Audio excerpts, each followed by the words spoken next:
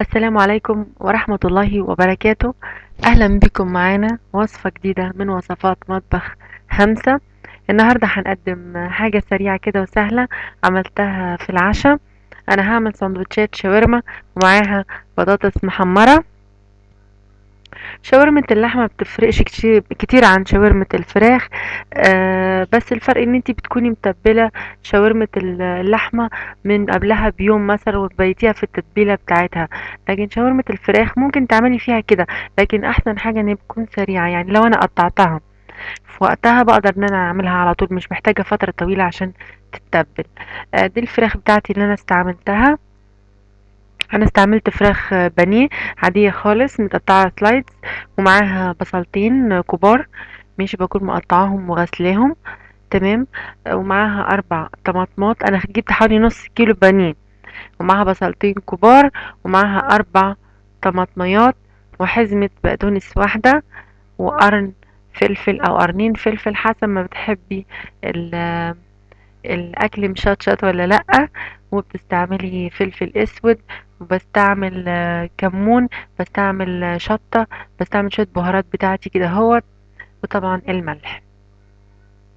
بحط الطاسة بتاعتي على النار، وبحط فيها حبة زيت ذرة صغيرين. انا بستعمل زيت الذرة لانه بحس ان خفيف وصحي اكتر. ده البصل بتاعي وانا مقطعاه حتت صغيرة، بحطه على النار، ببتدي ان انا اقلب فيه واشوحه لحد ما يكون لونه اصفر. على فكرة عشان تضمني البصل بتاعك ما يتحرقش، حطي عليه سنة ملح صغيرة. ده بيخلي البصل بتاعك ما يحمرش منك، ان هو يصفر بس ويدبل وياخد اللون الذهبي الجميل.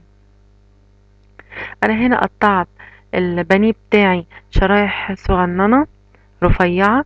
ماشي، بعد كده البصل بتاعي لما بيكون دبل وخد اللون الاصفر، ببتدي ان انا احط عليها حتة الفراخ بتاعتي، وابتدي ان انا اشوحهم الاتنين مع بعض.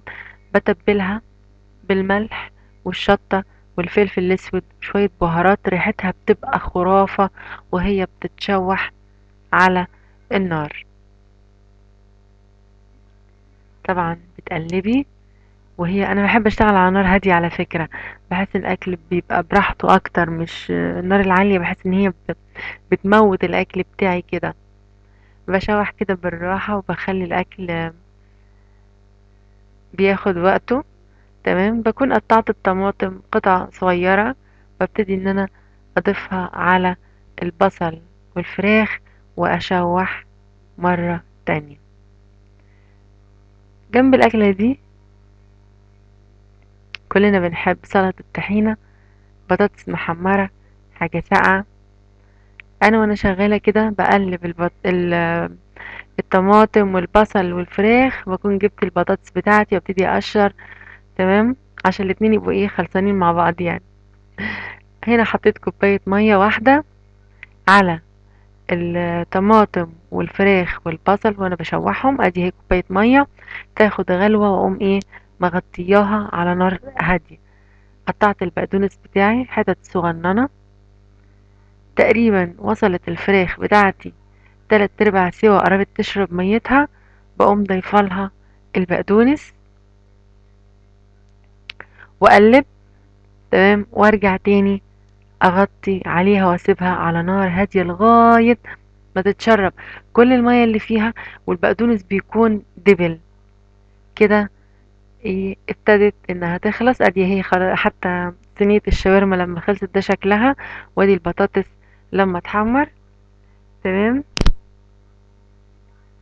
اعمل سلطة طحينة وبحطها في الساندوتش واحط عليها الشاورما، بقدمها مع البطاطس المحمرة ومع حاجة ساقعة. عشا خفيف كل الأسرة بتحبه، بالهنا والشفا.